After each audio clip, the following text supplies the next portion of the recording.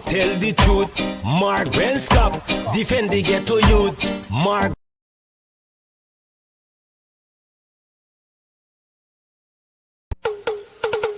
Basement, level vibes with another one, straight up, blackness aye.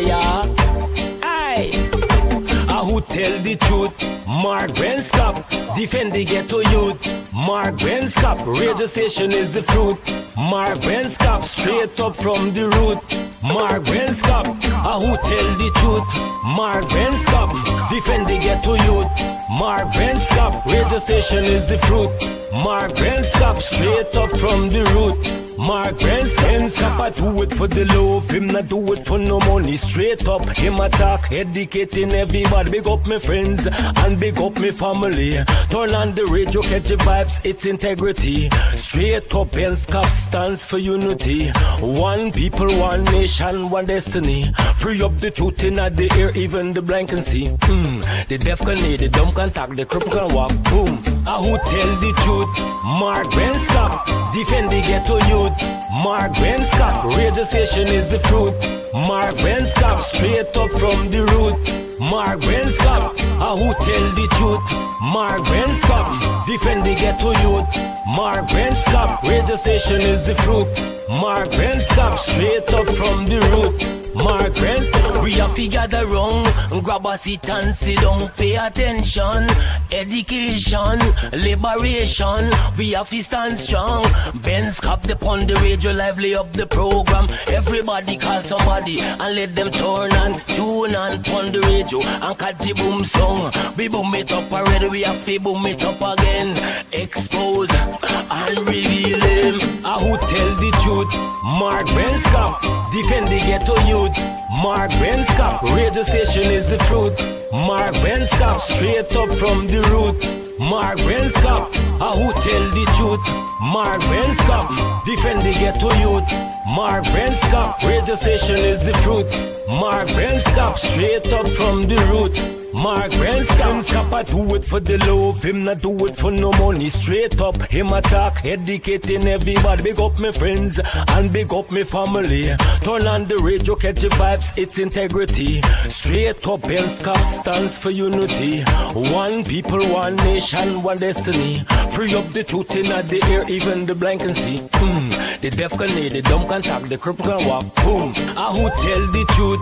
Mark Benskop, defend the ghetto youth. Mark Benskop, radio station is the fruit. Mark Benskop, straight up from the root. Mark Benskop, who tell the truth? Mark Benskop, defend the ghetto youth. Mark Benskop, radio station is the fruit. Mark Benskop, straight up from the root. Mark Benskop. Hello, this is attorney Shellen Washington, owner and founder of the Washington Law Firm, located at 455 Utica Avenue in Brooklyn, New York. We're specialized in medical malpractice, personal injuries, matrimonial law, and landlord and tenant. If you're in need of legal representation, please give us a call today. The number to call is 718-877-3100. Consultation is free at no cost to you. So call us today to see if we can be of any assistance to your legal needs. Again, the phone number to call us is 718-877-3100.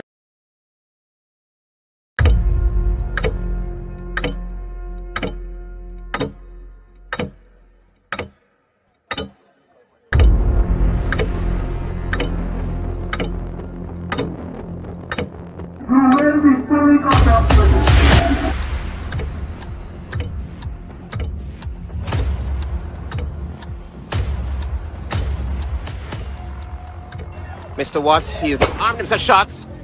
Shots, watch it, tear gas. Live rounds. Also, I can see that.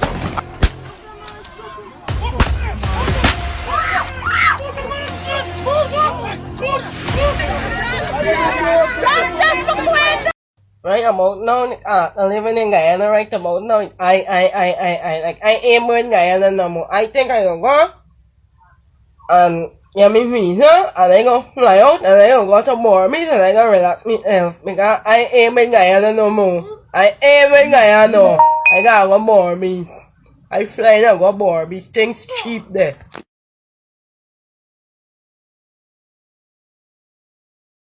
Making the short video for send to you and the viewers and listeners. All know we punishing in Guyana. Punishing.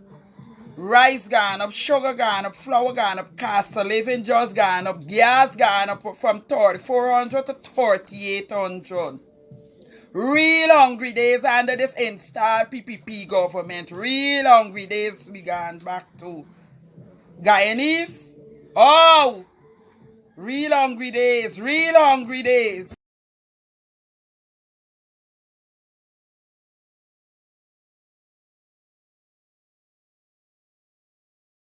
If you are looking to have your statutory declaration, affidavit of income, identity, damage or lost passport, lost license, tenancy agreement, agreement of settlement, power of attorney, last will and testament, and certification of documents, then you need to visit the Alistair Collins firm, located at the Killian Mall, 162 Lamaha Street, in Georgetown, between Camp and Waterloo Street. Alistair Collins is a commissioner of oaths and a justice of the peace. Make certain you visit him or call for more information at 649-6410 or 685-6448 or 503-1451. And there's adequate parking available. Go down to the Alistair Collins firm and have all of your legal issues settled and brought to the fore. Alistair Collins Firm. Contact them at Alistair Collins Firm. All right. Hey, good evening. It's 7 minutes after 8 o'clock. Don't panic. That's not me. Certainly, that doesn't look like me. I promise, I guarantee you guys that this is not me. Well, call your friends and have them know that we're on with Straight Up, where we give you information, we give you accurate information, we deal with issues, we give you the evidence, and we put the install regime, the install PPP regime on this spot. And we keep them always on their back foot, so to speak, and that is where they need to be, on their back foot. Serious business, serious show, serious things to discuss this evening. And there's a reason why I suppose that Lemon has this photograph of this individual up there first. Is I was just looking in the news, reading some of the newspapers, scanning through some of the news channels to see whether we will get a report that Guyana ambassador to the U.S. walked into a polling station, and dictated something, how the election should go, or what was right or what wasn't right. I was just hoping for that. But let me ask you guys this particular question. Do you think Sam Hines, the installed Guyana ambassador to the U.S., do you think he can walk into any polling station in the United States of America and utter a word about the elections? Let me see some of your comments there while we prepare for the show this evening. We will be joined by Kadaki Amsterdam for a few minutes. He's going to talk about the protests coming up on Thursday, I believe. We will talk to Kadaki on that particular situation and anything else he wishes to talk about. But do you think Sam Hines, you see, they have a saying, monkey knows which limb to jump on. And as much as those guys in Guyana, the U.S. ambassador to Guyana, you have the UK High Commissioner to Guyana, and other Canadian High Commissioner and so forth, what we saw played out in that kangaroo of an elections in 2020, where these individuals just marched into the Elections Commission's office and they basically dictated what should be done or what shouldn't be done. Totally unheard of. But do you think, and I'm looking at some of your comments here, you're saying, hey, no way, absolutely no way. You guys are correct. Sam Hines cannot walk in to the elections and do anything and say anything. All right? We get that clear. We get that established. They cannot do that. Do you think the person who is acting as the Guyana ambassador to the UK or High Commissioner to the UK, do you think he or she could walk into a polling station there in the UK and demand anything? Do you think the High Commissioner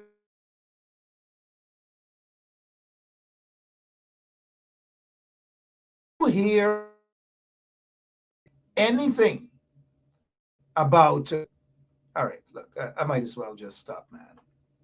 I might as well just stop because I realize that some of you, one particular person is just basically about to abuse me out, as we say in Guyana.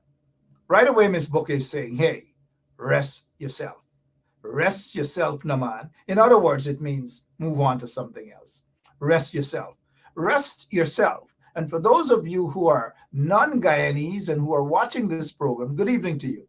Rest yourself. Mark man, rest yourself, Naman. Right? It means we got the message. Don't be stupidity.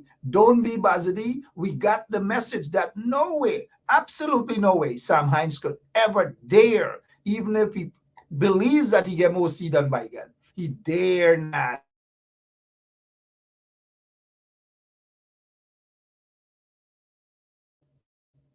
Not only is he going to be kicked out of the polling station, not only is he going to be kicked out, you know what else?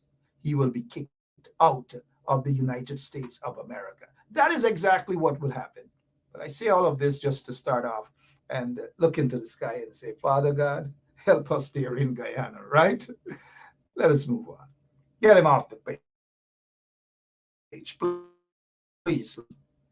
Good evening to all of you guys. Mark Ben Chapin, welcome to Straight Up. Don't get all too excited. Don't. I understand. I know how you guys feel. Yeah, but let's focus on the program and not the haircut, right? All right. Having said that, I know Mark is full of himself.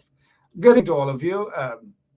And thank you so much for sharing the link. Let's rock and roll. Kadaki Amsterdam, the guy from Buxton, Guyana, is going to be with us. He has a big thing that is coming up this Thursday that all of you guys should go out. Every single, even if you don't go out, at least put a pot, something. I know I'll be putting a big pot on Facebook because I can't be there personally. And you know, all of us can be there. Some of us got to be in the diaspora, ensuring that they understand that all of us have a role to play, whether we're in the diaspora, regardless of where we are. All of us have a role to play. But what we are saying, those of us in the diaspora, we believe, mind you, that those who are on the ground should get up and do something as well. Not just the members of parliament, most of them who are not doing anything. That's a fact. We cannot run away from that. And we cannot keep stifling ourselves. Look, somebody said to me today, Mark, did you see or did you hear Jack Dio saying that this is the worst opposition leader ever? And I'm not going to buy that. The individual said, can I send you the tape of Jack Dio? I said, no, I don't want to hear that.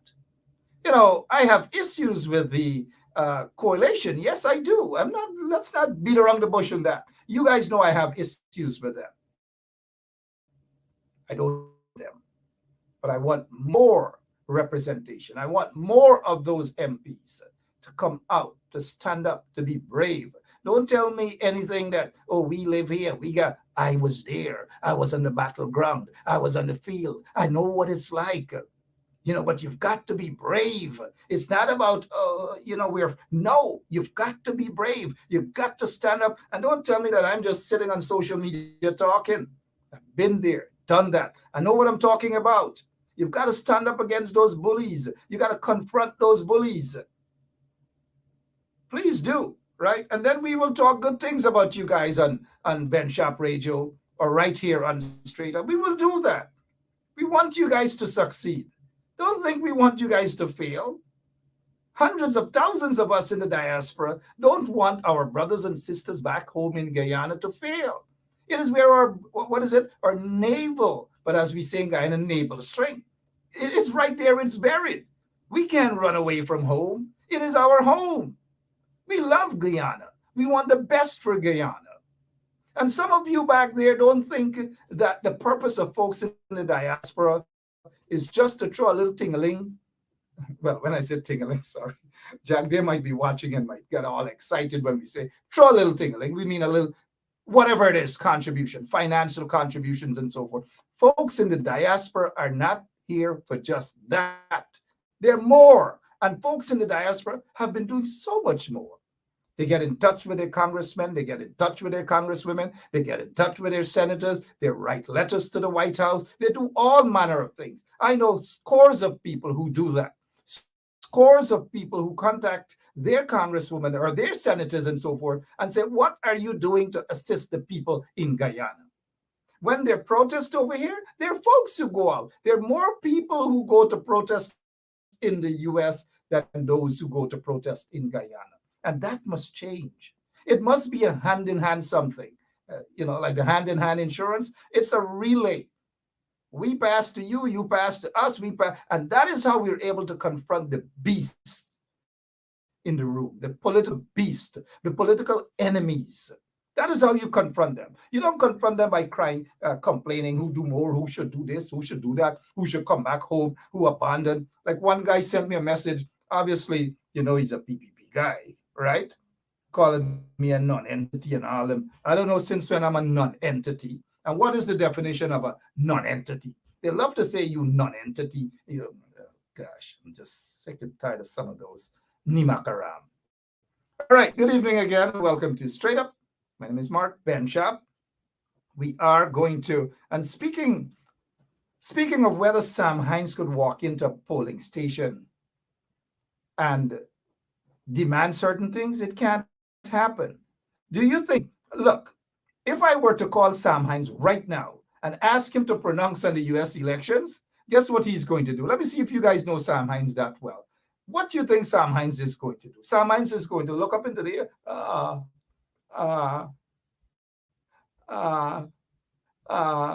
You know why he's going to do that? Because he has nothing to say.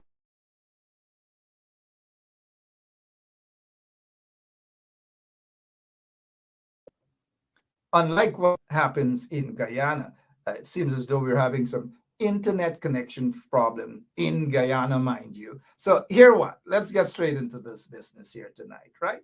So you have the UK High Commissioner to Guyana, Jane Miller. This is what Jane Miller is saying.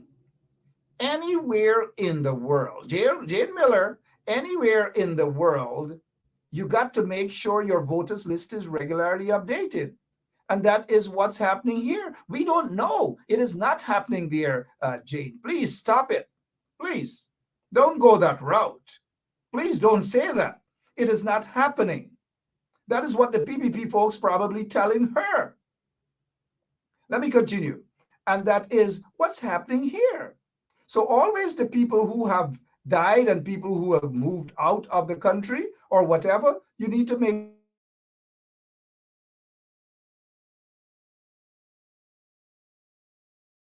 important thing. But it is not happening. Don't let them, somebody's fooling Jane. Somebody definitely is fooling Jane. And it has got to stop. Really, it has got to stop. And that is why I called on the opposition, the leaders of the opposition, to quickly have a meeting, to call and have a meeting with Jane. They need to meet with Jane so that they can go through the nitty-gritty with Jane, so that they can tell Jane the truth. They can let Jane know what is the truth. Because obviously, the PPP, you guys cannot sit and depend on the PPP tell Jane the truth. She is not going to know the truth coming from the PPP. And those who in the opposition, those opposition guys cannot sit down and, sorry about that. They cannot sit down and expect that they remain silent when it comes to what Jane It is not going to happen. They need to come out. They need to speak out. Thus far, we have heard, I have heard, I don't know if you guys have heard anything, but I haven't heard or seen anything, nothing whatsoever, nothing rebutting what Jane has said, nothing at all from the opposition. Of course, they have a press conference tomorrow, and hopefully they will address this particular issue. But we cannot wait until press conferences until Tuesday for issues to be addressed.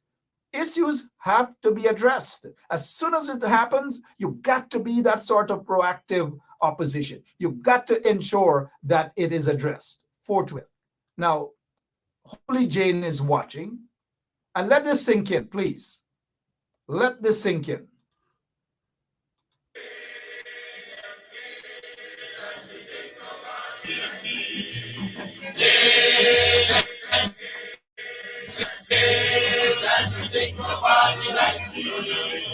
Run a polka down something, rock away, run a polka down. Run a polka down something, rock away, run a polka down.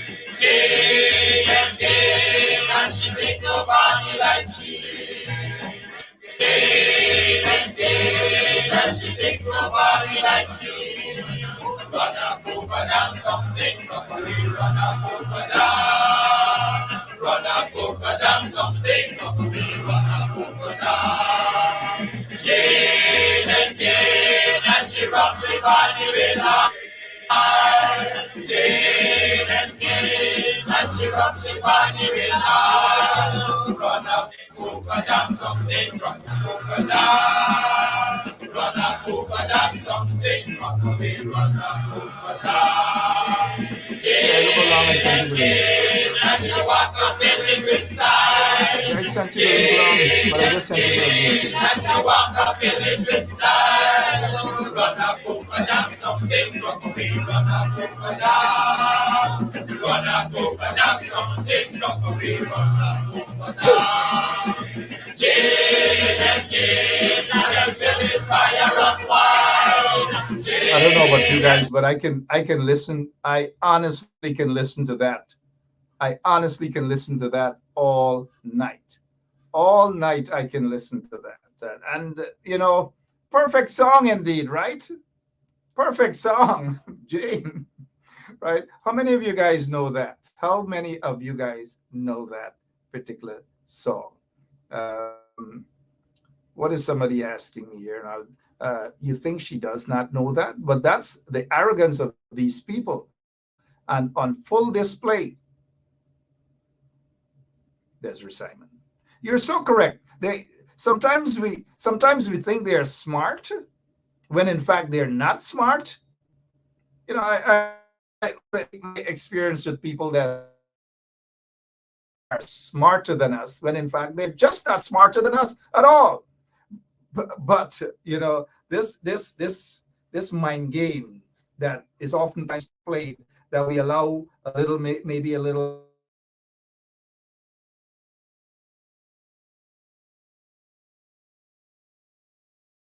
that is being intelligent and smart and so forth. In a lot of cases I've come across, that's not it at all. But let's get back to what Jane is saying here. Jane is saying, look, existing voters list can be used with safeguards. What existing voters list that can be used with safeguard? What exactly is Jane talking about? When in fact the list is padded, the list is over bloated. And so I am not sure what exactly is she talking about. Could they have discussed this over dinner? I don't know. You guys tell me this. All of them lashing up Seven Curry. Could they have discussed this over Seven Curry? I don't know. Again, I just don't know. But look, the other thing that I want to focus on as well. No, nothing is wrong with lashing his Seven Curry and so forth and so on. I like lashing his Seven Curry, but I balance things out. But these guys don't balance things out. You seldomly see them engaging in terms of African culture. They hardly do that. And for them, guess what is their engaging of African culture and embracing it? Maybe once a year, if they do happen to stumble upon going to the emancipation celebration. That's it. Something light, and that's it. But do you see them in Buxton sitting down, folding their foot, eating a little dry coconut and sugar? No, I'm not saying that that's our culture, but that's how some folks like to describe us as, especially on the quarantine. If you're from quarantine, you should know J.R. Crawford when, some other folks in the village, hey, I go and eat dry coconut and sugar, right? It has a racial tone in it. But dry coconut and sugar is very healthy because I know a lot of folks who are of other ethnic groups, they love eat dry coconut and sugar and chanchi and sugar and these sort of things. But you don't see these folks embracing the African culture as they do to Indian culture. And now, again, don't get me wrong, because some people just don't understand English language. I have nothing against that. Absolutely nothing against that. I love a 7 curry, 8 curry, whatever it is. I just love that. I grew up on that. I know what it is about. I know how to sani mehan and all these sort of things. But let's go back to this 7 curry. And I hope that they didn't eat the leaves, the purine leaf it's called. I hope they didn't eat it as lettuce or something like that, salad.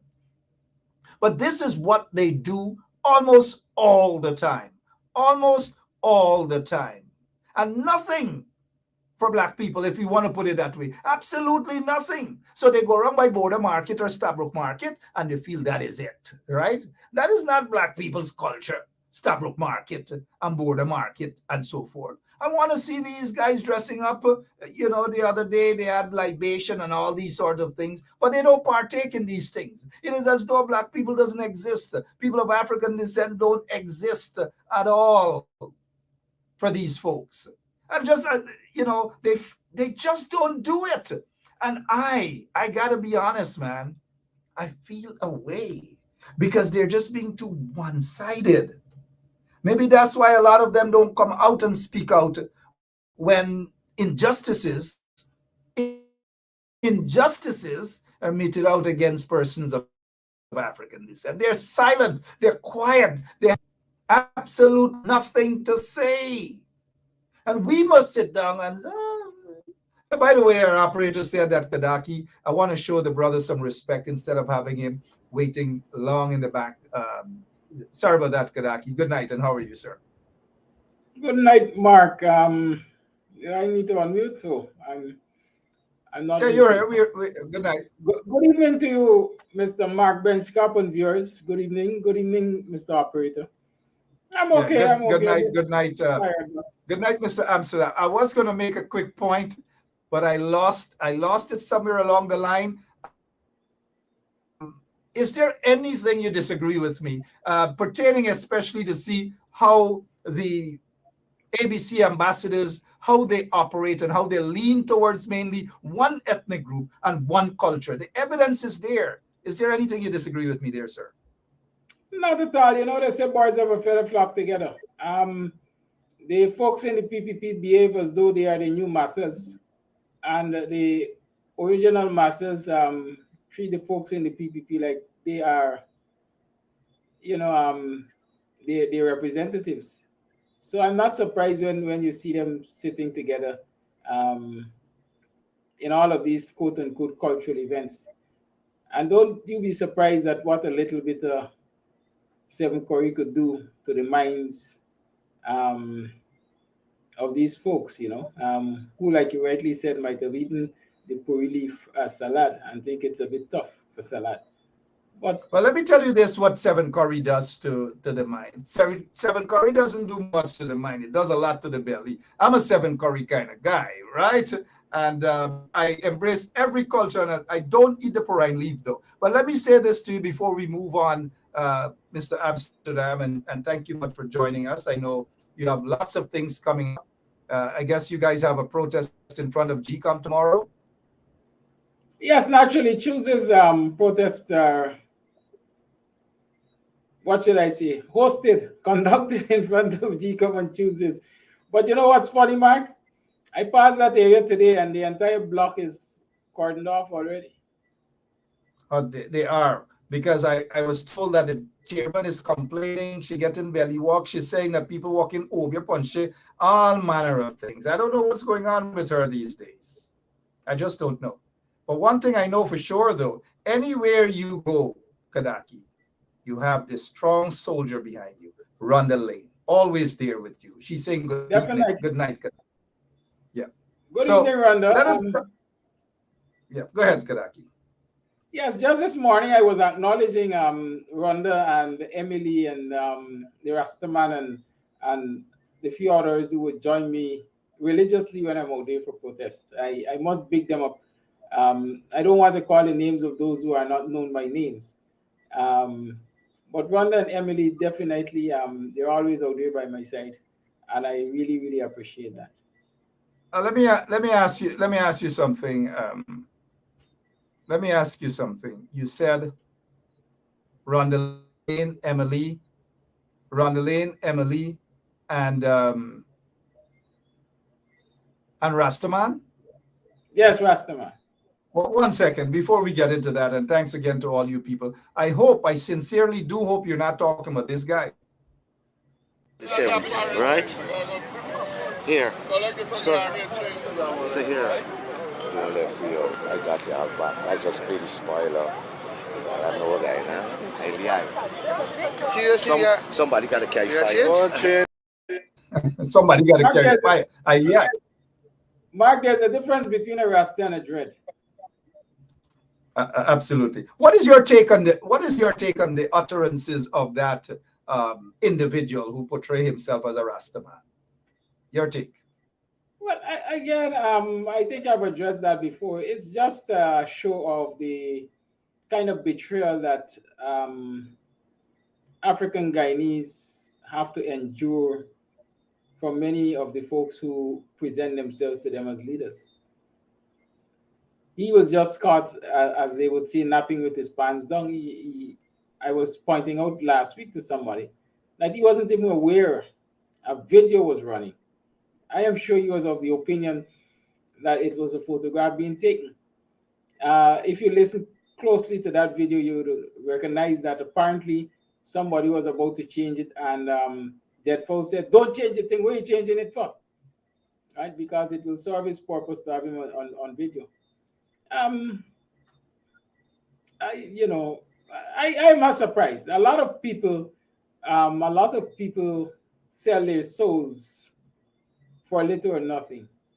I usually argue when you get to a certain age and you realize you didn't achieve much, then you start to dig up and scratch up, like the guy who allowed them to storm GCOM building at Ashmin's there, and is now head of presidential guard, or was promoted to head of presidential guard as his reward and so on.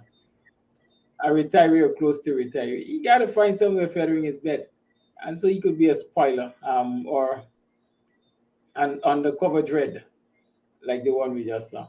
That's it. Some people they would sell him more than all. Undercover dread indeed. Kadaki Amsterdam is with us. 33 minutes after 9 o'clock. That's Guyana time. We're telling you 33 minutes after 8 o'clock if you're in the New York, Connecticut area and other areas in the eastern part of the United States. It's 34 minutes after 8 o'clock. Mr. Amsterdam, tell us a little bit about this protest tomorrow before we get to the bigger protest, which you're here to talk about. But the protest tomorrow is just for 1 hour in front of GCOM. Tell us what time so we can have more people going out there, sir. Yeah, protest usually starts in front of GCOM about 12. 12:30 to accommodate the arrival of your good friend Claudette Singh. And that protest has been going on for several weeks. The PNC has now joined us, and so it's a collaborative effort. One second, Mr. Amsterdam. You said the PNC has now joined the protest? Yes, the PNC has been coming out to the protest line for several weeks now. That is the sort of camaraderie that is needed. That is the sort of unity that is needed. Finally, I appreciate that statement that you've made, and I do hope that hundreds of people, probably thousands of people, go out tomorrow because the numbers have to increase. This is not about Kadaki Amsterdam. It is not about the WPA. It is not about Buxton. It is about Guyana and all of them, regardless of who called the protest, regardless of who is leading the protest, not regardless of who is talking about the protest. Everyone should be out there. Right, Francine? Good. So continue. 12 o'clock tomorrow. Go ahead, Mr. Amsterdam. Yes, and I believe more than anything else, Guyanese ought to be out there showing their disdain, their disgust at the utterances of the British High Commissioner. Because while we here are fighting and we're protesting in front of GCOM for a clean voters list, this woman has the temerity to tell people that the list is workable and can be used for local government elections. As we say, she is past me, right? And Guyanese are to come out in their numbers to say to this. Now, whatever. When I saw this, Mr. Amsterdam, I was actually shocked. I couldn't believe. I was like, no, this cannot happen, because Guyana's High Commissioner, Guyana's installed High Commissioner to the UK, or Guyana installed ambassador to the US, Sam Hines, and these folks, they dare not be brave enough to make these statements. How disrespectful is this, Mr. Amsterdam? Knowing that the list is loaded, knowing that the list cannot be worked with. But here it is, the UK High Commissioner to Guyana is saying existing voters lists can be used with safeguards. What list and what safeguards? It's very disrespectful.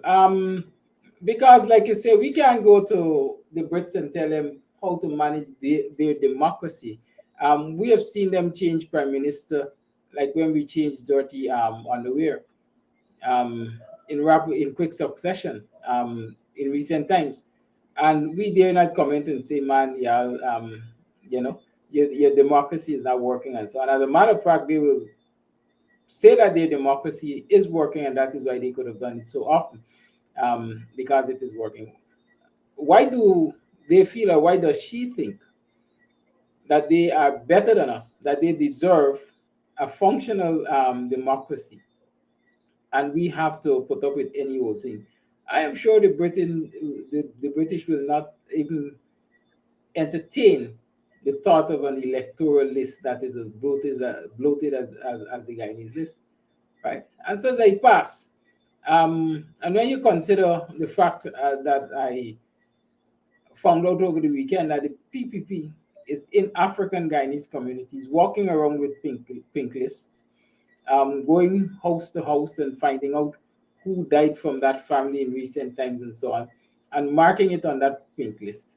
It suggests to me that the PPP is working diligently to ensure that all the people who died in African Guyanese communities are taken off of the list, while they're resisting with all of their tissues similar actions in Indo-Guyanese communities. Let her address that. Absolutely. Kadaki Amsterdam is with us this evening. Kadaki, you mentioned something about pink slip, and my eyebrows got a little bigger. Pink slip, because we heard about this pink slip saga with people who were given the flood relief cash grants, and then or COVID cash grants, and people who received pink slips, they're still waiting for their monies. Now they have another set of pink slips, sir, going around in communities. Well, I did say pink list. Pink list, yeah. The pink list is a preliminary list that GCOM prepares. If you remember, there's a pink list before you get to the white one. And so Gotcha. Naturally, I would assume that they kept the pink lists from the previous elections, and they're now using that to go around African Guyanese communities and question the existence of people. Of course, they got the house slaves and so on, house Negroes and things in those communities, leading them to places where they are aware family members would have died and so on, and interacting with the family and then marking those names as dead or absent from the country. And so they know what they're going to do with that, right? I was explaining that with Gokul Budu at the GRO and Cummings, I don't know if Cummings is still there, but they have systems in place to get those people off the list, because to get a dead voter off a dead registrant off a list, you have to present an original death certificate. And so if they have Voodoo, the likes of Voodoo and Cummins controlling that process, then it would not be difficult for them to get original death certificates. And so they can easily remove those people from the list in African Guyanese communities. But if the coalition were to attempt to do the same thing in Indo-Guyanese communities, we can imagine the obstacles that they will confront. And these things are happening according to what you're saying, and I have no reason to disbelieve you, sir. This is where the opposition should be, as we say in Guyana, they should start making noise. They should have been making noise, but they're not making noise. These things are happening in mainly African Guyanese communities, and silence on the part of the coalition. But then again, when we point these things out, they get vexed. They get vexed and they just don't. It's okay. Let them get vexed. They got to stand up. You mentioned Gokul Budu. A lot of folks who do not know Gokul Budu was a former chief elections officer at GCOM, controversial chief elections officer. In 2006, you all can recall when a seat was stolen from the AFC and given to Sam Hines. The chief elections officer there was Gokul Budu. And nobody said nothing in the PPP. None of the international folks said anything about Gokul Budu and what he did or what he allowed to happen. He knew that the seat was stolen from the AFC. He signed off on the elections and said, let them take it to the elections petition. In 2011, when Donald Ramotar ran, an extra seat was about to be given to the PPP, but they were caught with their pants down. Gokul Budu again was the chief elections officer. And so that one seat was quickly adjusted in favor of the opposition, hence the minority government under Donald Ramotar. I say all of this to remind people who Gokul Budu is. As Kadaki Amsterdam mentioned, Gokul Budu is now at the, the birth certificate. Yeah, right? That is where he is right now, along with Cummings. If Cummings is still there, and we will let them know that Cummings happened to be the brother of Edgil, who was once Cummings, from what we were told also. So you see the sort of situation that creates the perception of a bigger rigging. Mind you, the perception of a bigger rigging. While we were at that, Kadaki, 100,000 new birth certificate paid for, millions upon millions of dollars by the office of the president, sir? Comment on that. Well, naturally, it's a red flag for me. It's a red flag, and it ought to be a red flag for Guyanese. First and foremost, why it is the office of the president is procuring birth certificates. I do not know that the responsibility for the issuance of birth certificates fall under the auspices of the office of the president. The GRO, naturally, I don't know if there's still a Ministry of Citizenship. There was a Ministry of Citizenship under the coalition, but I would want to believe that the GRO should find itself under the Ministry of Home Affairs. And so if I hear that the Ministry of Home Affairs is procuring birth certificates, then that might be natural. For the office of the president to be doing such procurement, one has to be suspicious, because we know, and again, I usually tell people when I talk these things, I talk with a fair amount of evidence. I know for a fact that the PPP has been issuing birth certificates to people who should not be receiving birth certificates in this country. But that has been happening. They've been doing that for a while. It's nothing new. Yes. I know.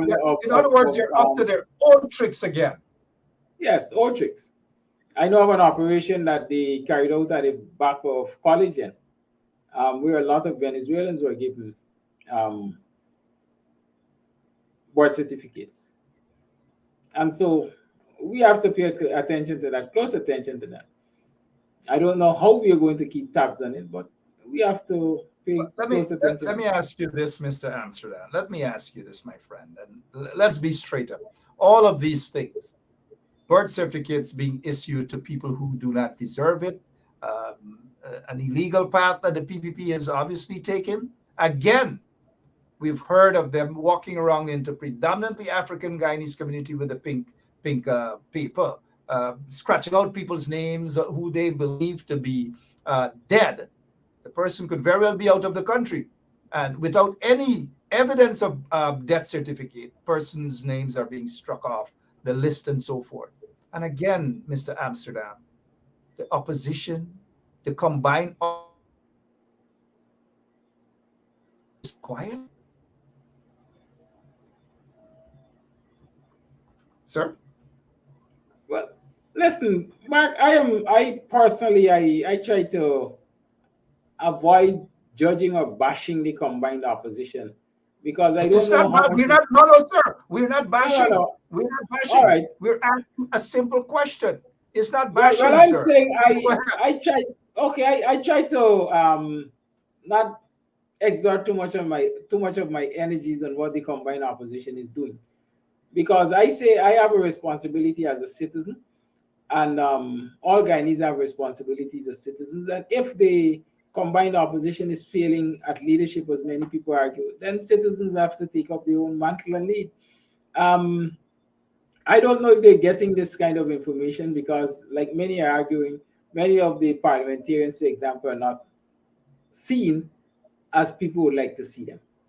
So it simply means I might be out there more often, I might be more visible, people I might have more contact with me, and so I get these kinds of information. You can only talk about what you know. So if you don't know, you can't comment. I watched you a couple of times, and your view in terms of, and your frustration was evident in terms of these MPs in the opposition who should be doing more. It's not bashing them, and there's a difference in asking them to do more publicly, quietly, and so forth, calling on them to do more because their support base want them to do more. They don't want them to fail. They're saying, hey, guys, there's a loophole. Come on, stand up and defend us. Do that. What is so hard to do? I don't know. The British High Commission has made a statement. Thus far, no press release, no press conference, no nothing. We just got to wait maybe a couple days after. Something new by tomorrow. Something new. Mr. Amsterdam, speaking of something new, you have something coming up on Thursday. Talk to us, please, about that. Yes, on Thursday, I am going to be in front of the Ministry of Finance, and I am inviting the nation to come with me in front of the Ministry of Finance for what I call the cost of living protest. I'm going in front, organizing to go in front of the Ministry of Finance and highlight the fact that Guyanese are faced with increased cost of living, and the current administration is not addressing issues relating to the income that citizens are getting. The World Bank projects that Guyana would earn per capita 20,000 US in this year. Our projection is more than 20,000 US because, as far as I understand, there has been what I am calling loosely a windfall of about 300 million US dollars based on the shifting of the oil prices. Because when that projection was made, oil prices were lower than they are today. And so oil prices have increased. And so the take has certainly increased for Guyana. And so you have a situation where per capita income is in excess of 20,000 US dollars, but citizens are forced to live on less than $1,100 per day, which is the poverty what they call it, poverty line, right? 48% of the citizens in this country are living below or are forced to exist with less than 1,100 Ghana dollars a day, because this administration is not willing, it has not shown a willingness to increase the lot of public servants especially, and Guyanese in total. And so on Thursday, the 17th at 12 o'clock, I'm going to be in front of the Ministry of Finance. I am asking the entire country to join me in front of the Ministry of Finance and say to those who are controlling countries first that better has to be done. Professor Clive Thomas, even before we got to this point, Professor Clive Thomas and the WPA recommended that each household be given 5,000 US dollars as a direct cash transfer to help them out to deal with pulling themselves out of poverty. That was before all of this data um, was realized, all of this oil finance on was realized. He made that projection based on the data that was available. We now are seeing the production to match his projections. And so we are demanding that citizens, households get that 5,000 US dollars. And let me break it down for you, because people seem to believe that $5,000 is a whole lot of money. And they're asking, when the government gives each household 5,000 US dollars, what will be left for development and social services and so on. $5,000 represents a quarter of what each citizen, not household, each citizen is projected to earn, or what the country is projected to earn on behalf of each citizen, the per capita income. And so we're only asking for a quarter of that. You get the other 3/4 from each citizen to do development. If you were to bring it down to numbers, I think last I checked, there were approximately 780,000 citizens in this country. Each of those 780,000 citizens have been projected to earn in excess of 20,000 US dollars.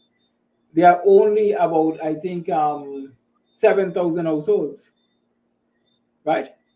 And so 7,000 out of 780,000, a quarter of each of those can give the $5,000. It might sound complicated as I am explaining it. But the reality is, if you take 7,000 households at $5,000, you're talking about what? $3.5 million US? Joke money. And so I'm saying, let us demand what we rightfully deserve, because we're not going to get anything from this government unless we demand it. And so citizens, come out in your numbers, come from wide and far. Ministry of Finance on Thursday, 12 o'clock. It's lunchtime. A whole host of people are supposed to be on lunch. Come and join the protest. Let's highlight that, pork in the market, well, a lot of people eat pork, is about $800 a pound. Look at the price closer to month end and into December, and see if people can really and truly survive on $1,100 a day. And remember, 48% of the country is currently forced to survive on less than $1,100 a day. You mentioned 5,000 US dollars is not a lot per annum. It's actually a little over 1 million Guyana dollars, just to let our folks overseas know. Just a little over 1 million US dollars. And that's 5,000. 1 million Guyana dollars. Thank you, sir. This guy here, who doesn't know much about things tight, we see that on his jacket there. But this was what we call Poppy Day, Memorial Day. He was out there not understanding the services and the sacrifices made by these veterans, World War I and World War II veterans. I believe there are about 6 surviving members out of 119 or something like that. The oldest is about 96 or 97 years old, a man by the name of Grant. I salute all of them for their service to Guyana. This guy in this picture doesn't know anything about that. He doesn't know about sacrifices. He doesn't know about patriotism, and he doesn't understand what those guys in the army have done, the sacrifices they have made for all Guyanese, and I really do mean not one Guyana, all Guyanese, the one people, one nation, one destiny. But back to this guy, he gave that organization, I believe it's ex-military guys, they call it that particular. He gave them $1 million. $1 million. That may sound a lot to people who don't know what this trickster did. This trickster actually gave them 5,000 US dollars for the sacrifices they have made. Disrespectful, right? 5,000 US dollars these guys eat out in one day. This particular guy, tight jacket guy, eats out in one day, but he gives an organization of men who have sacrificed, who have made tremendous sacrifices for all throughout the world, including Guyana. By going into World War I, going into World War II, while these guys have contributed nothing for nation building. Mr. Amsterdam, I'm sorry, I get carried away with that again. I have to say something about that. But on Thursday, there's this protest in front of the Ministry of Finance starting at 12 o'clock. Amsterdam and others are going to be there. Go out and lend your support in a fight for a better Guyana. Also tomorrow, don't forget, 12 o'clock, starting at 12 o'clock, of course, in Guyana, in front of the Guyana Elections Commission. It's a protest calling on Claudette Singh to go. And Claudette Singh must go. She should go. And all should join in that protest and other forms of protest so that she can go. Now,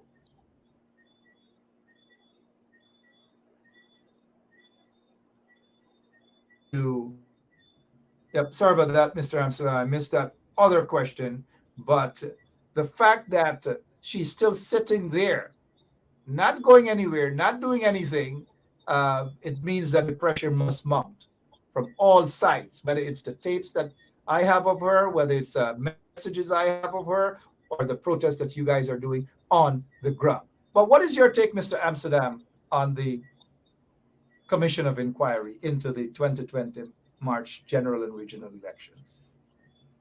Masquerade, circus. The result, quite frankly, the findings of that commission is already known, because the commission was established to establish that the elections were rigged.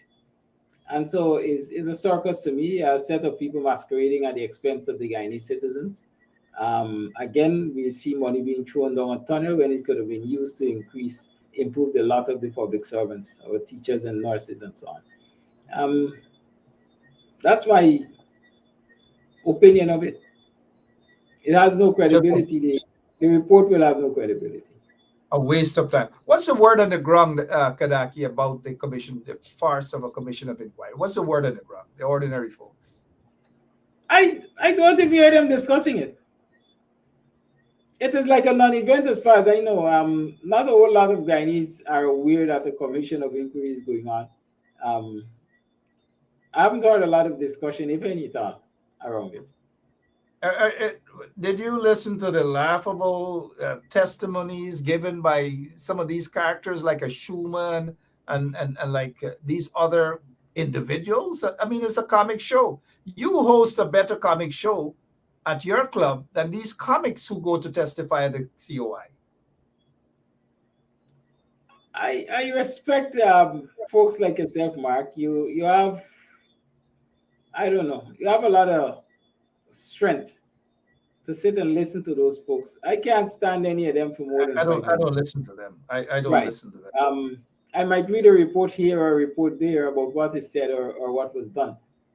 But like I said, I see it as a circus, and I really don't have circus time. We're breaking up a little, and we all do see that as a circus. You know, tomorrow morning he has the protest that is going on as well, and we got to ensure that we give these guys moral and possibly other support. They are there on the ground.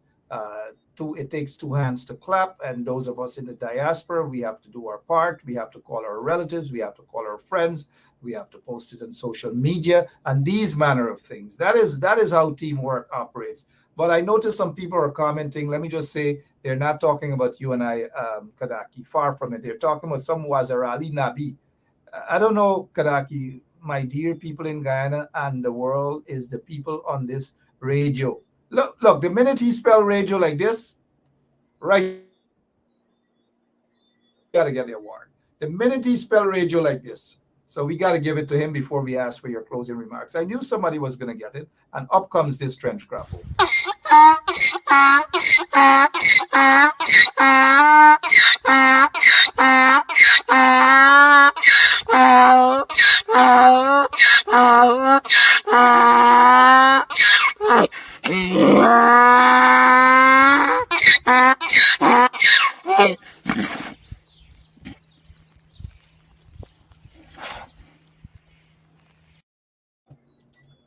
Only God knows. Please, we got to apologize to our listeners, Kadaki. We really do.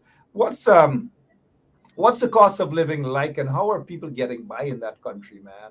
Especially the people in the villages, the people who just can, all ethnic groups. And I'm sure that people of all ethnic groups are feeling the squeeze, so they should join that protest on Thursday as well, midday, starting at midday in front of the Ministry of Finance.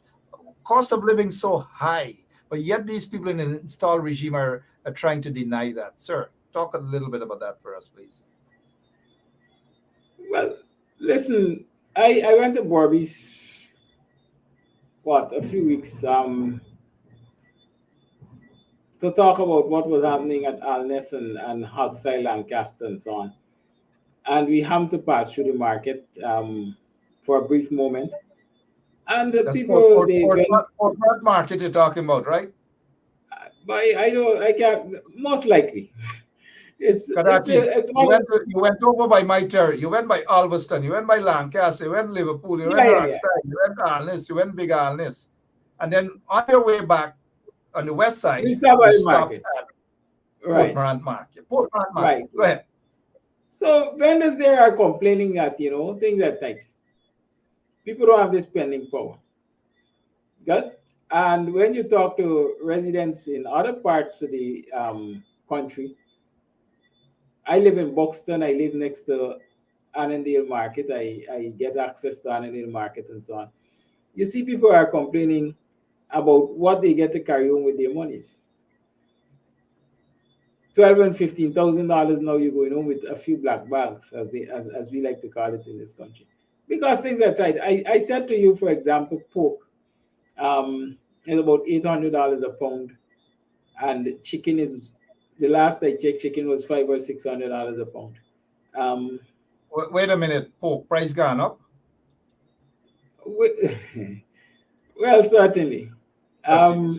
When you get towards the end of this month, because everybody gets into the festive mood, and everybody is going to be looking for large quantities of meat and so on, you're going to really see what will happen with the meat market.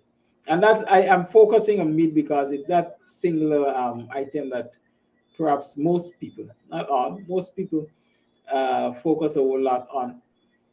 Greens, rice, and anything in relation to the season, you're going to see the price will just skyrocket.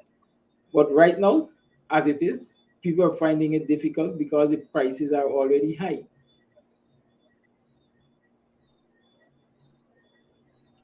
And while we have those high prices, prices. We see the government using money to do all kinds of aesthetic projects, shiny projects, if I can call them that, as if people can eat shiny projects. They're not attending to the needs of the citizen to ensure that they have livable wages and salaries so that they can take care of their nutritional and other needs.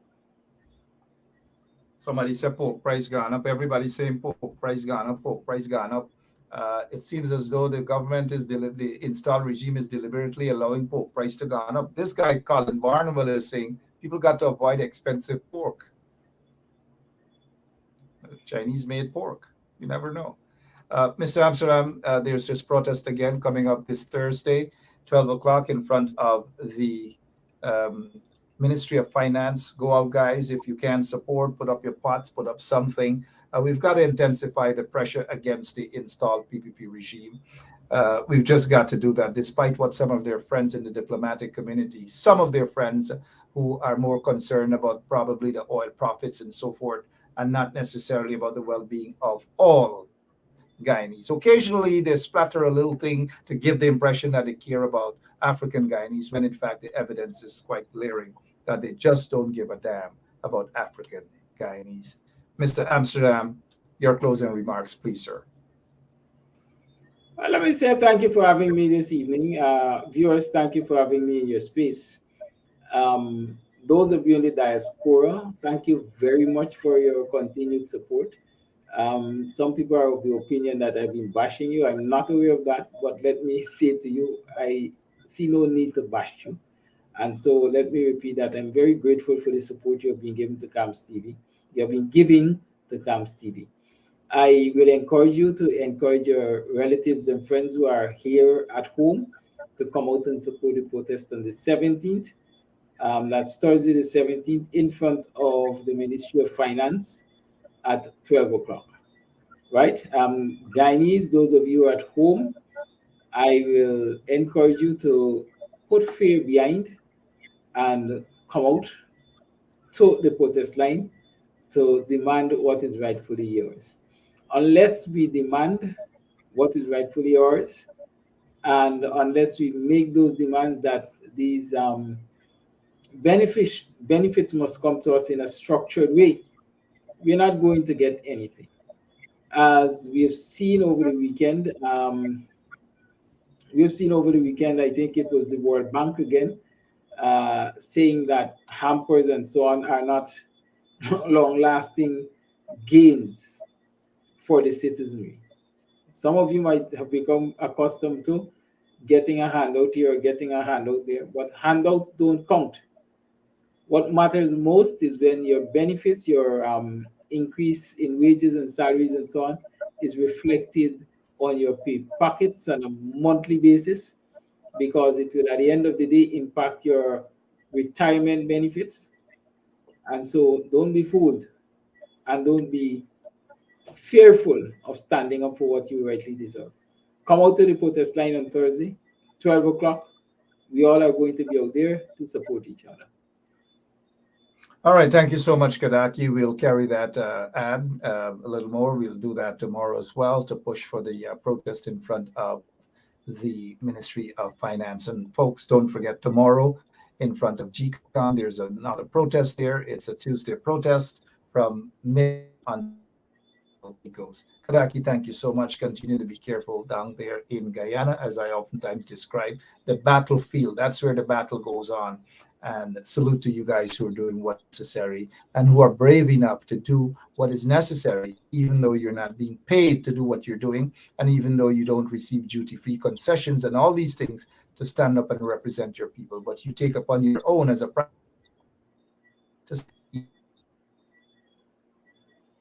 Thank you again, Mark. Are actually elected to do what they're supposed to do, courage to do what you do, and just a few. Thank you all so much. Thank you, Kadaki. Thank you again.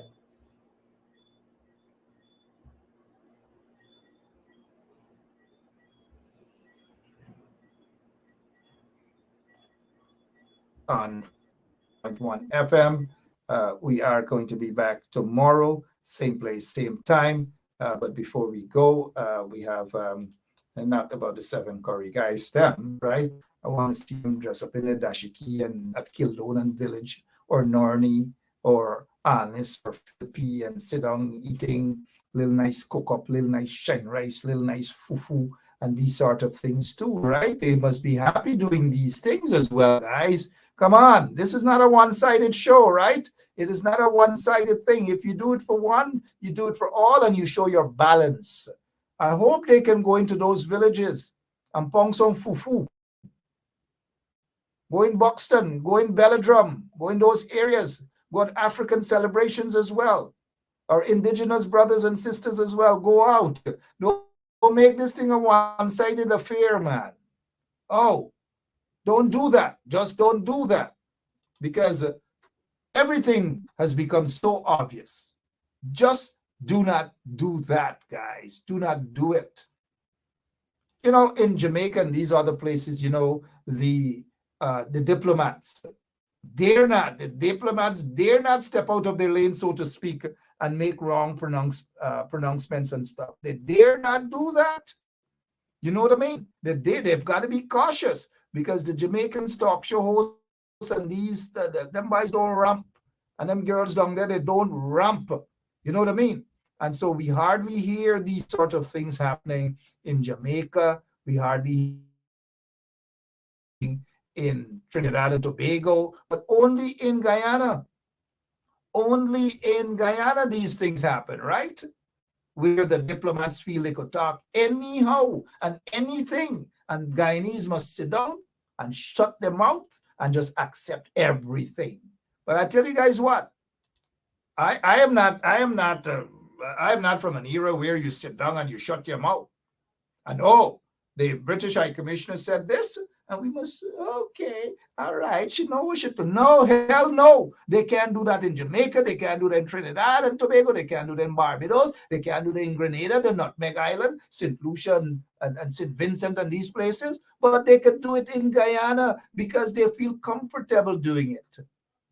I don't know, up to now, the opposition hasn't said a word. Not a word. Not a word about this. But let's take a quick look about what's happening at this particular place here now. Look at this. Windsor Estates developer plans US $350 million luxury gated community at Ogle.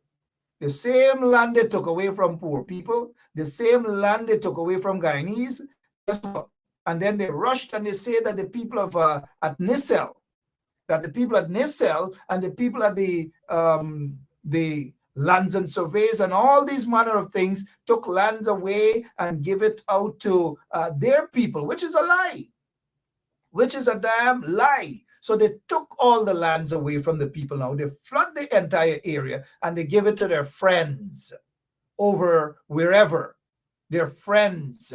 And look, it says developer plans. Who is the developer?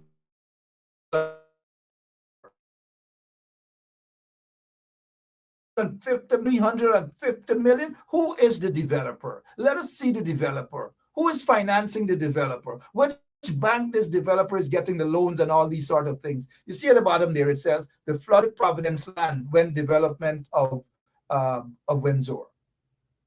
So they flood the lands of poor people, mainly persons of African descent, to take the lands away and give it to their friend, some guy, whoever it is, $350 million luxury gated community. So you lock your people out, you put them on the fences, you put them in the trenches to live, you put them on the dams to live, you chase them out, and you take the best part of the land, the best piece of the land, and you give it to your friends and cronies and call it development. Gated community where poor Savitri can't even go by the gate. Poor Daphne can't even go by the gate. Winston can't go by the gate. Dio can't go by the gate, but you give it to your friends. You give it to your friends and families, so everybody, all of the friends and families can get a good sweet deal at the back, on the backs of poor people of the country. Shame on these goddamn installed PPP regime folks. Shame on them. But you have these individuals don't give a damn other than sitting and chat in the hand. By the way, people don't eat. People don't eat from a purine leaf with fork and spoon. They eat with their fingers, their chate. It's called chate. And they don't eat the leaves as well. So we understand what's going on here. We understand how comfortable you guys are. You know what I mean? I don't know, something is wrong.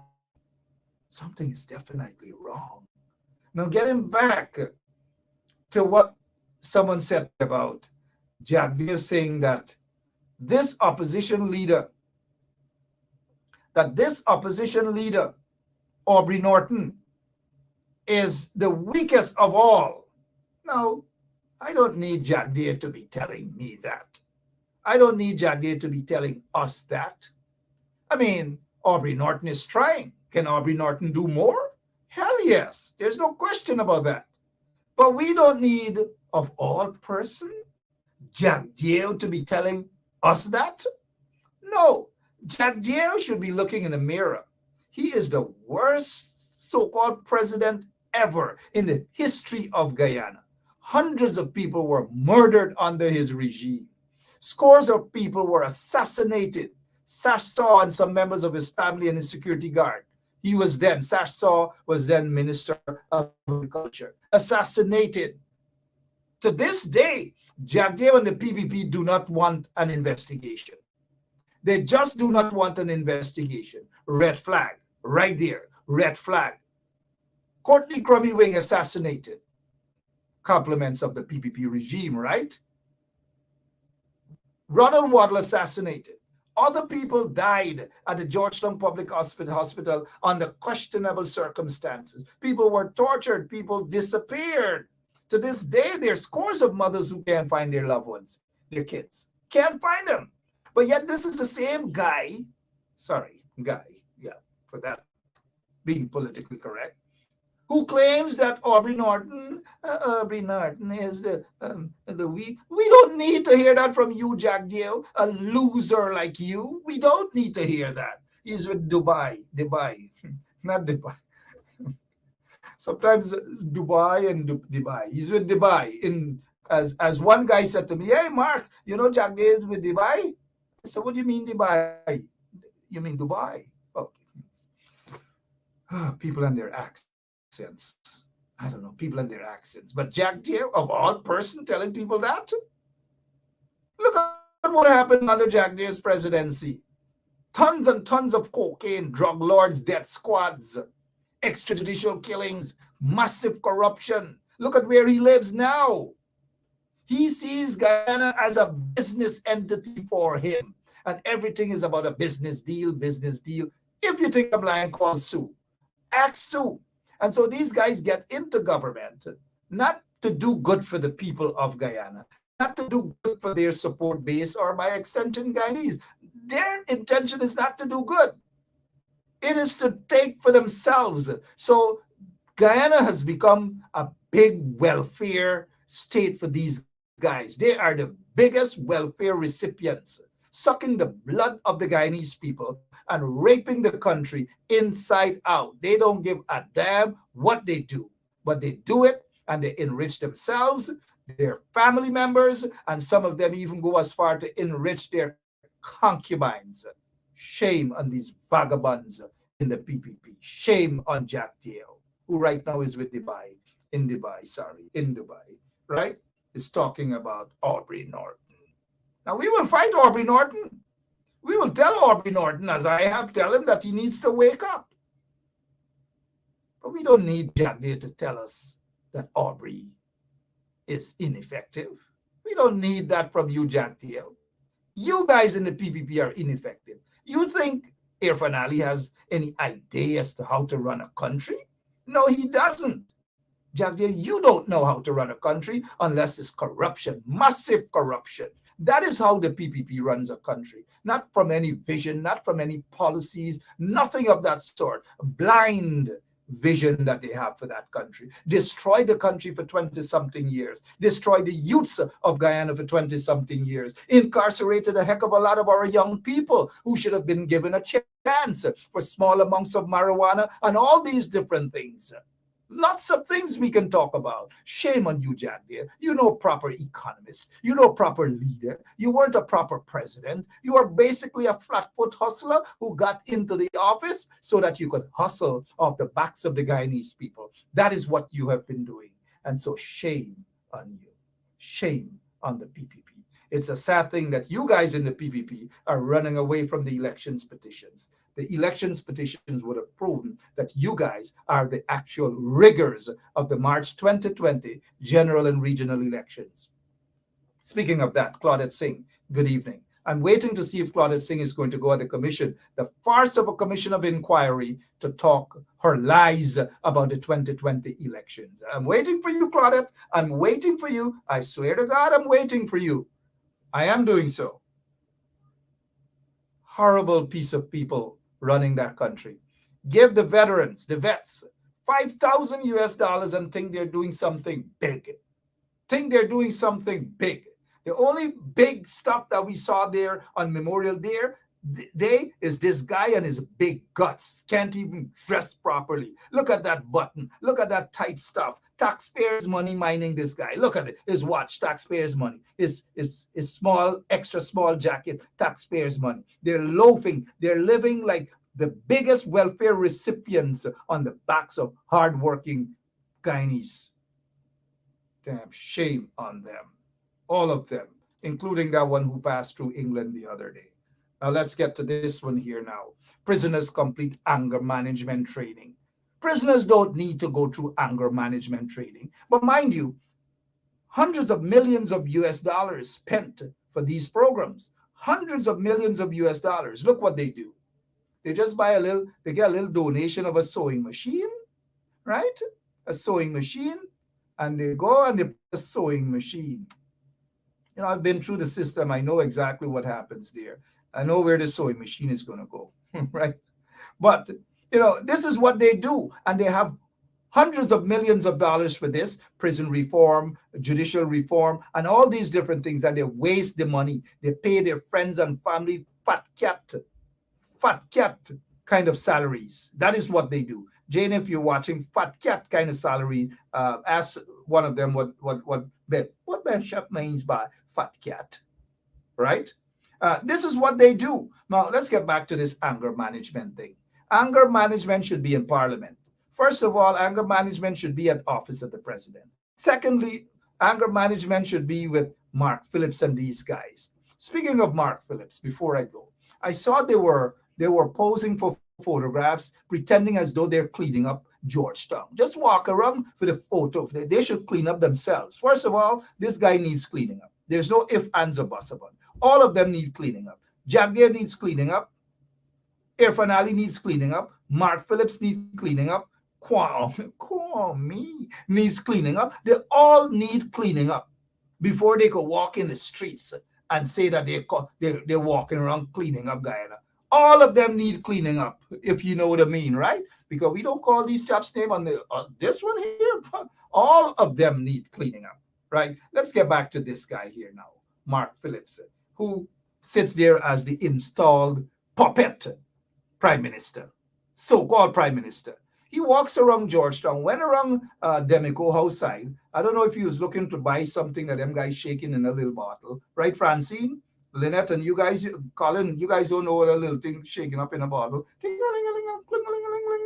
You guys know what it is, right? So he was out there and he's telling the car driver, the taxi guy, move that car from there. Whose stall is this? Look, if I were the mayor of Georgia, I'd chase these rats out of town.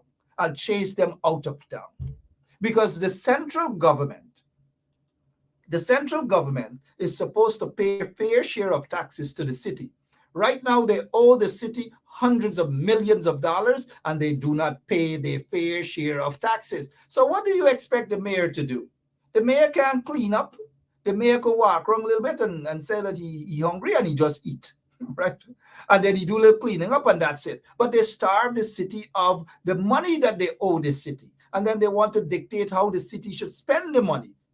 They don't want people to dictate how the heck they spend our tax-paying dollars, right? Our tax dollars. But they want to dictate to the mayor how the mayor should spend the money. They don't give the money from central government to clean the goddamn city up, but yet they walk around pretending as though they are cleaning up. They are walking in the city and they're cleaning up. And this little clown that sits there as the prime minister walks and told, I heard him telling a taxi guy, hey, whose car is that? In other words, move the car. Whose stall is this? Come on, yeah, I'll move this. Yeah, I'll move that. Give me a damn break. A bunch of shameless vagabonds. Shame on them. I've got to go. Shame on all of them. That is how democracies die. And democracy is near death in Guyana. Near death in that country. Shame on all of them. And so when they talk about anger management, don't take it just to the prison. Don't take it to the prison. The prisoners don't necessarily need it. Take it to Parliament, especially on the PPP side. I guess some on the opposition side might need it too, but mainly all of them in the PPP side. Give them anger management course. Take it to Freedom House. Take it to Office of the President. Take it to them. They more need it. They're a bunch of angry SOBs, if you ask me. All of them. You think I'm lying? You really think I'm lying? Right across Guyana, when the ministers of Granger or Nagamutu come here after the 21st of March, you say to them, walk behind them, chase them out, they're going to be illegal. So You talk about anger and you guys think I'm lying? I'm not lying.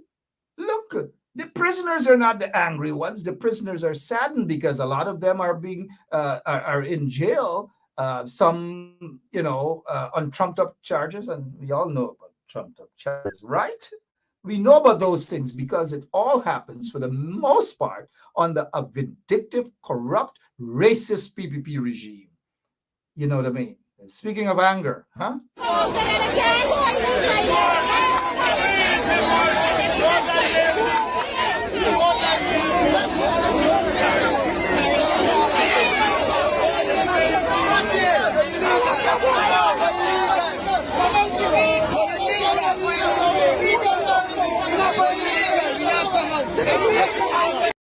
You see anger there, bitter men, vindictive men. Those are the individuals. I'm sorry that I'm describing a lot of them as men, but this is exactly how they're running the country. I don't know. Sometimes I get fed up. Sometimes I understand how you guys feel. And that is why we've got to ensure that we put emotions aside and deal with this thing from a standpoint where we will ensure that the PPP is brought to their knees.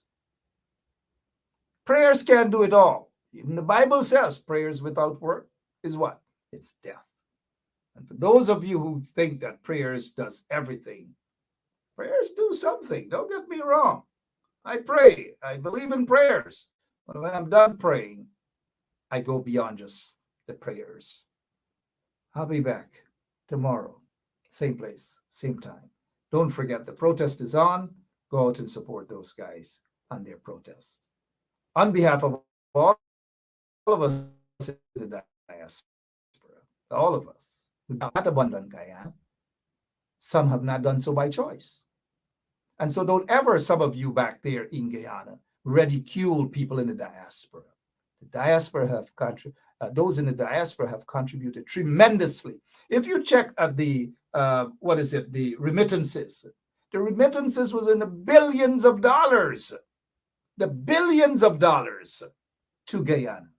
Do not underestimate the power of the people in the diaspora. Most nations are built and democracies are repaired as a result of people in the diaspora. Whether they do stuff for their country, whether it's Israel, whether it's Nigeria, wherever it is. And Guyana is no different. Absolutely no different. So don't disrespect people in the diaspora. I'll be watching at folks who do that. And the minute you do that, I'll pull you in for fitness. Do not do it. The other thing is, Guyanese in the diaspora, Guyanese in the United States of America amount to 36, the highest percentage of nationals living, Guyanese living here, 36%.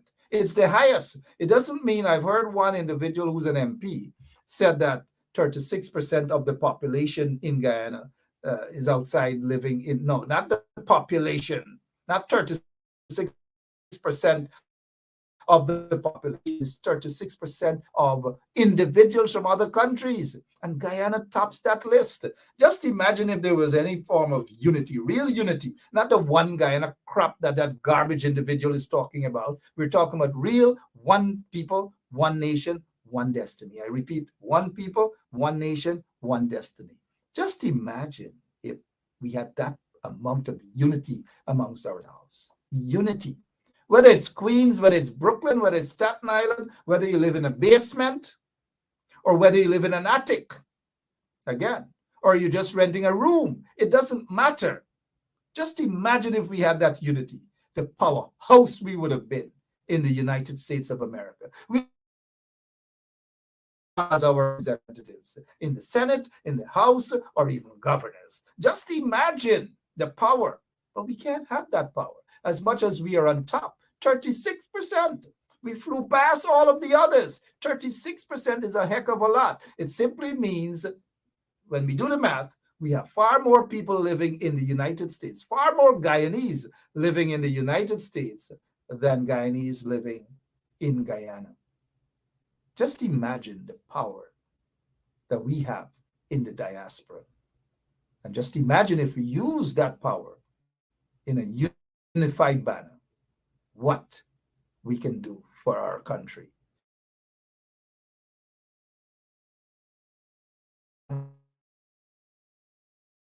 We can also do the same for Guyana. But for now, we can't, under a racist and a corrupt regime headed by Irfan Ali and that guy with Dubai, in Dubai. Sorry.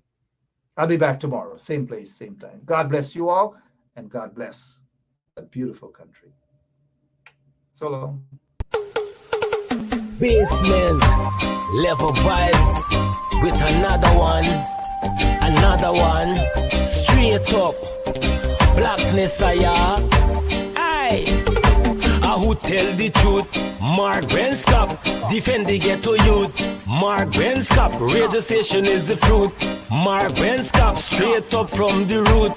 Mark Benscop, who tell the truth? Mark Benscop, defend the ghetto youth. Mark Benscop, radio station is the fruit. Mark Benscop, straight up from the root.